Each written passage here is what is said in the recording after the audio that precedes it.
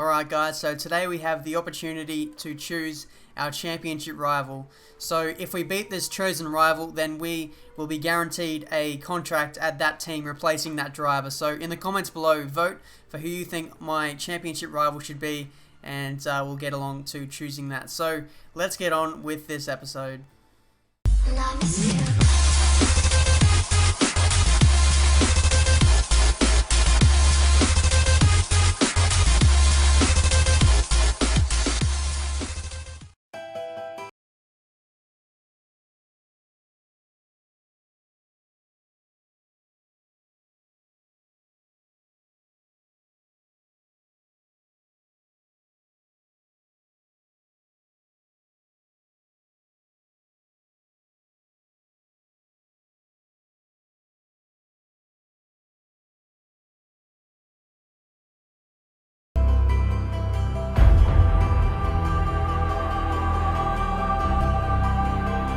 Hello and welcome to Monza for episode number 50 of the F1 2013 Career Mode Championship here in Monza, Italy, and this track is probably one of our best chances of getting a race win this season, so we need to capitalize. Here we are in practice, just doing a couple of laps, just trying to find my feet with low aero, and as I said, here in practice, just stringing together a couple of laps, now coming up to the back of a Caterham of Guido van der Garde, and he brakes early there, had to avoid to the inside, and as you can see, we're completely cutting the corner, and watch on the inside, we've got Sergio Perez right in front of us, and we just miss him. That was so close, and if we would have made contact, then for sure we would have got a grid penalty, and that we could not afford that to happen in this Grand Prix. But here we are in practice. That was pretty much our session. We put in a fresh engine for qualifying, so we should be good to go. And here we are for qualifying one, just putting in a time on the prime tyres, and I'll be hopefully trying to carry this through to Q2 as we start now, and just trying to get myself a tyre advantage by just using the one set.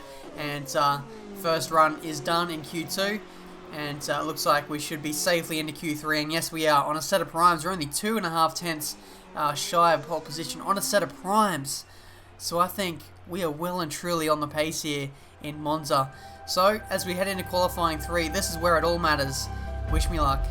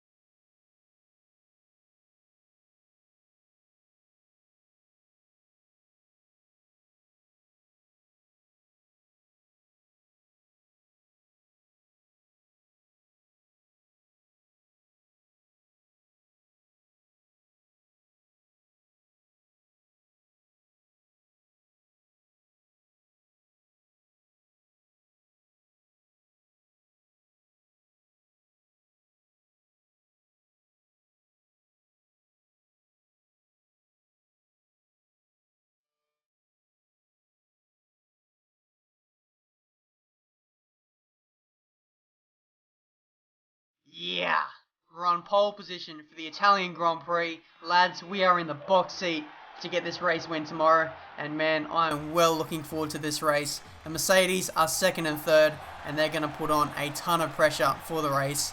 So, wish me luck.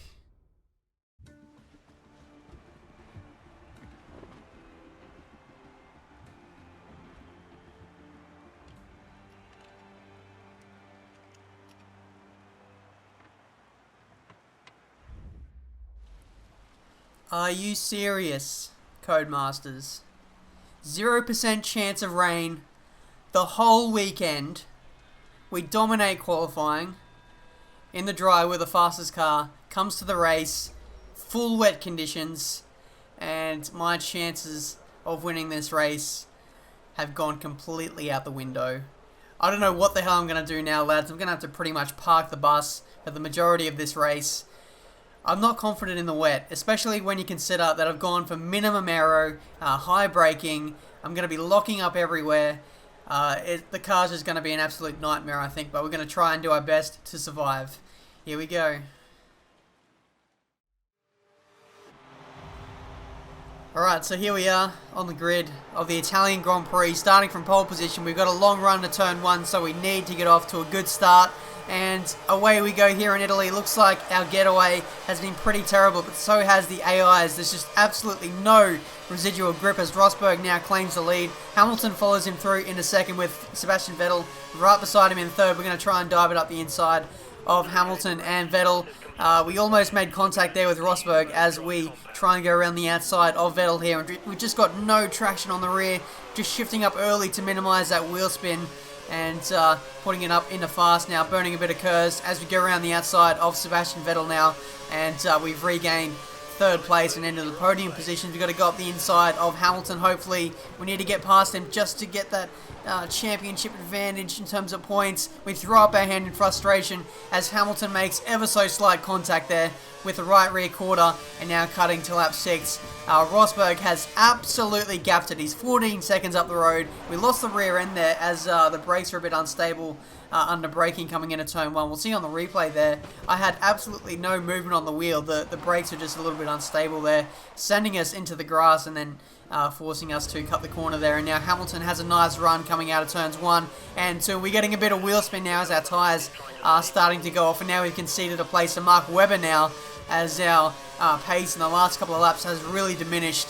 And having track position has been absolutely key for me at the start of this race. I'm now about 2 to 3 seconds a lap slower than everyone in the field. And it's just so frustrating because I can't fight at all. In the dry, I was so dominant.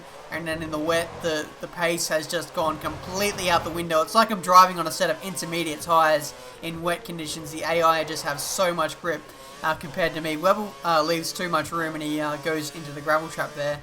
And now cutting to lap 8. I think I'll be coming in for a new set of tyres at the end of this lap. I'm fed up with this set of tyres. There's just no temperature being gained in these tyres. So I just need to get a change and hopefully find some pace in a new set of tyres, hopefully. So coming in at the end of this lap, we've lost the back end and we've smashed completely into the wall. Got a puncture, lost our front wing, and this is going to cost us a little bit of time. It's not race ending as such because we're going to come in at the end of this lap anyway, but it is disappointing that we did crash and we're probably going to have an extended pit stop here. So we'll need to slowly but safely bring this thing back into the pits. I don't want another crash as we run wide into the kitty litter there. That's a bit unfortunate. We're losing ever so much time now. This is very frustrating. Losing about 10 to 15 seconds here. But hopefully with a new set of tyres, hopefully these tyres can be a little bit better temperature wise, and then I might be able to make some inroads on the cars in front. We'll have to wait and see on that one. But the engineer told me just prior to this lap that the rain will be easing up in about 15 minutes time. So this is about the perfect timing for a set of new tyres. So I'll need to make these tyres stretch for about 10 laps, maybe 11 laps, something like that. And then the intermediate weather should start to kick in, hopefully. So fingers crossed, as we now have 9 or 20 runners in the Grand Prix. 2 people have retired already.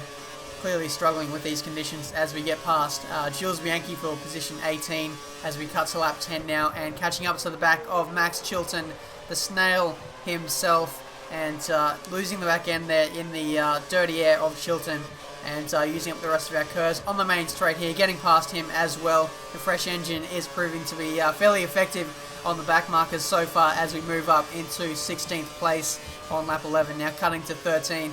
Catching up to the mid runners now, and coming up to the back of Bottas as a few cars are now pitted on this lap.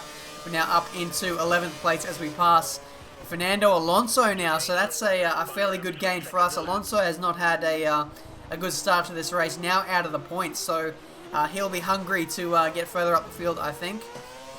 But so far, we've made a fairly nice recovery so far, and I think a few more cars are yet to pit as we now cut to lap 17, and we got Paul di Resta right in front of us. Fernando Alonso is very quick at this phase of the race, and he'll be looking to get up the inside of me as soon as possible. I think di Resta's trying to make a move on someone as Alonso outbrakes himself, smashes into the back of di Resta, and I'd imagine he'd have a bit of front wing damage because of that. Now going 3 wide, coming out of the exit of turn 1, and we just can't outdrive our teammate there, Duresta, having to put it up into fast and using a bit of curves to get around the outside of him, coming into the middle sector now, and our fuel situation is starting to be a bit worrying as I'm just trying to burn fuel just to get myself track position at this phase of the race. And now cutting to lap 21, I'm searching for the wet parts of the track, all the puddles on the edges of the track, just so that I can keep my temperatures of the tyres fairly normal as the track is really starting to dry up now. And I think I'll be coming in for a set of intermediate tyres